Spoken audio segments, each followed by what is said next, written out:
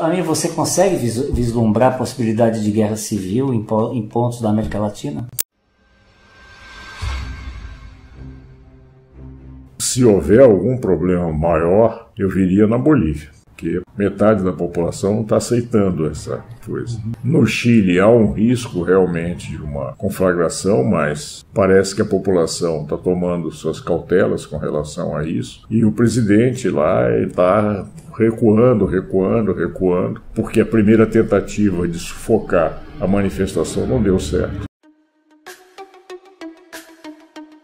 Mas um assunto, Amir, que eu acho que é bem procedente, porque você já vem conversando sobre isso aqui na página, sobre o avanço pentecostal. Essa rede, já não há mais dúvida que está espalhada, é uma rede já espalhada pelo continente, pelo Cone Sul e em várias partes do mundo, inclusive com aporte das igrejas pentecostais estadunidenses. Esse fundamentalismo é que se mostrou nessa reviravolta que aconteceu na Bolívia. Por exemplo, o tal do Camacho estava com uma Bíblia numa mão, estava com uma imagem de algum santo na outra mão, um terço, fez questão de dizer que a Pachamama saía de cena para que a Bolívia fosse devolvida a Deus.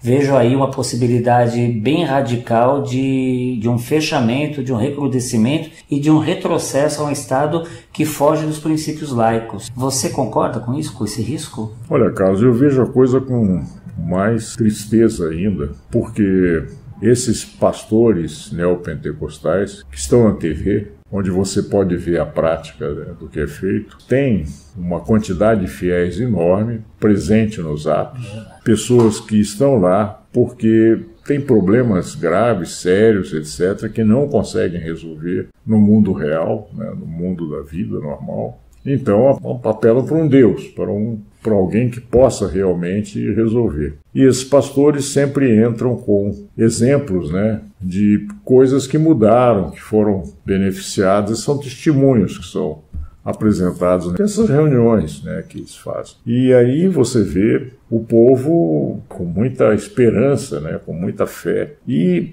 sempre está ligado a isso. Isso é bom, não é ruim você vê coisas assim, mas está ligado a isso o pagamento. Se você quiser ter qualquer benefício, qualquer graça, você tem que pagar. Há toda uma indução a isso. Então essas igrejas são riquíssimas hoje, cujos pastores são arquimilionários, a mídia toda propaga isso, e à custa de gente que dá R$10 ou R$20 ou R$100 daquilo que nem tem direito. Ou seja, uma exploração da gente mais pobre pela religião. Mas, Amir, é bom que a gente tenha claro que o risco é maior do que a gente imagina quando a gente fala em avanço pentecostal, por exemplo, porque no caso do Camacho, por exemplo, ele é um católico fanático. Ou seja, isso amplia o fundamentalismo para uma área de evangélicos e católicos.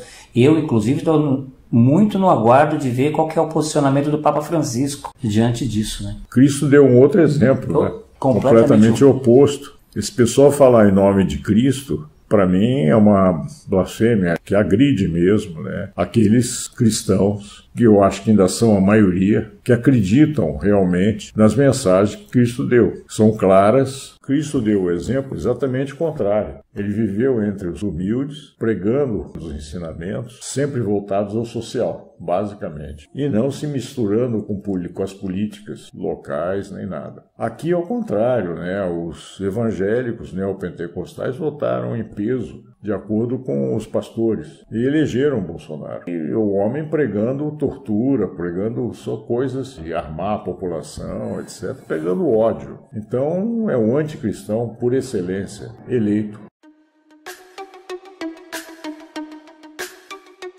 Sem dúvida nenhuma, é um projeto de poder em curso, né? Um projeto de poder político. Para aqueles que têm o hábito de estudar a história da humanidade, muito recordam os interesses que levaram as cruzadas aonde levaram na Idade Média, né? E outros absurdos, como a Inquisição e tudo mais, que levou milhões de pessoas à morte e tudo mais, né? Esse é um risco que eu vejo que começa a se configurar e, infelizmente, em nível global, né? O Steve Bannon, que é um dos mentores daquele movimento de ultradireita global que está em curso, né, que garantiu a saída da Inglaterra, da Grã-Bretanha da Comunidade Europeia, a eleição do presidente Trump, Bolsonaro e tudo mais, já avisou que todas essas reações que estão sendo observadas por parte de movimentos sociais e da esquerda terão um preço alto a pagar. Então a gente precisa entender o que ele está dizendo, querendo dizer com isso. É um aviso que não pode deixar de ser considerado mesmo. Olha, Carlos, eu não tenho esse receio, porque a população pode dar algum apoio, mas não um apoio a esse ponto. Você veja o que acontece aqui hoje no Brasil. Bolsonaro, a expectativa da população no início do governo era de 65% de apoio. Hoje está por volta de 30 e poucos.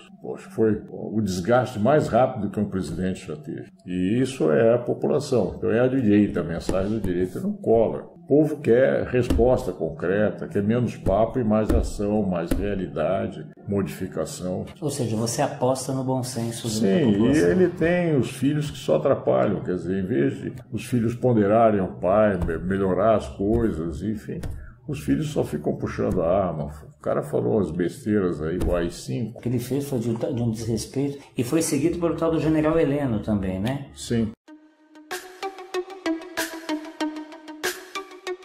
Acontece que essa questão da rachadinha vai acabar pegando essa família, Carlos. Eu não tenho a menor sombra de dúvida. Isso não vai ficar barato. Queiroz, essa turma toda, não vai ficar impune. Pode ter certeza disso. Porque, na realidade, se eles têm um discurso da honestidade, de que eles são éticos e os outros é que são os presidiários, o pessoal que praticou corrupção, tem que explicar a rachadinha. Até agora está parado isso, ou pelo menos segue em segredo de justiça, mas com toda certeza aquilo que o COAF já apontou, está claríssimo que a família Bolsonaro se beneficiou da rachadinha. Bolsonaro mesmo, enquanto deputado federal, tinha vários assessores que sequer chegavam no Congresso. Estavam todos como cabos eleitorais, ganhando, provavelmente devolvendo dinheiro. Então, vamos aguardar, porque isso não vai morrer. E agora com o Lula, essa questão vai reacender de novo, tá certo? Independente se o Lula é culpado ou não é culpado, não estou falando isso, mas que a esquerda vai se colocar claramente para botar em pratos limpos essa questão da rachadinha, que provavelmente pega toda a família Bolsonaro,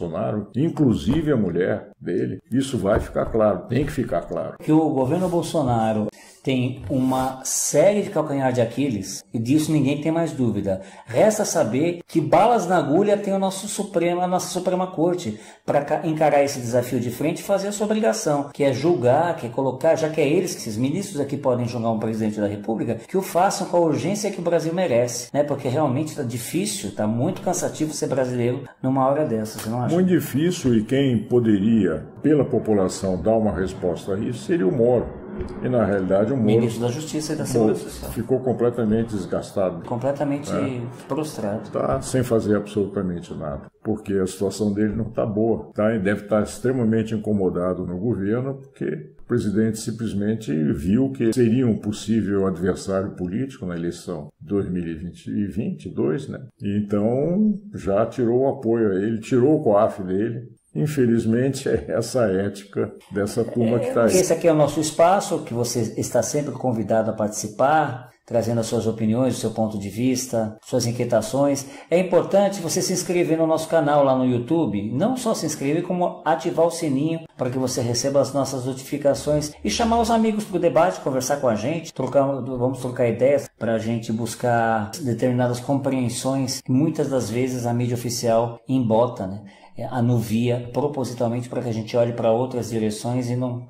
Então, gente, muito obrigado pela atenção por enquanto. Estamos aí, semana que vem a gente volta, né, amigo? Se Deus quiser. Se Deus quiser.